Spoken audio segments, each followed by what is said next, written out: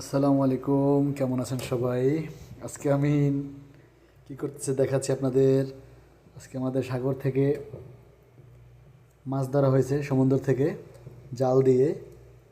প্রতিদিন বড়শি দিয়ে ধরা হয়, আজকে জাল পাচ্ছিলাম। দেখেন কতগুলো মাছ পাইছি। এগুলো শুধু এত এই কয়টা মাছই না, শুধু এগুলো আমি ভাগে পাইছি একজন আর কি, আমার একজনের জন্য এতগুলা। তো এরকমের 15-20টা ভাগ হয়েছে আর কি, 15-20 জন ধরছি।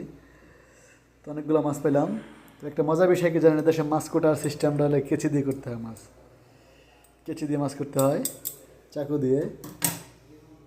এই মাছটা চামড়া ফেলাইতে হবে উপর থেকে। এটা একটু কোটা কষ্ট, সহজগুলো আগে করছি। এটা দেশে আপনার তেলাপিয়া মাছের মতো মাছটা। দেশে বলে শিরি মাছ। অনেক মজা মাছটা, অনেক টেস্টি। 40-45 টাকা কিলো আর কি, সৌদি আরবের রিয়ালে। এটা অনেক ভালো মাছ।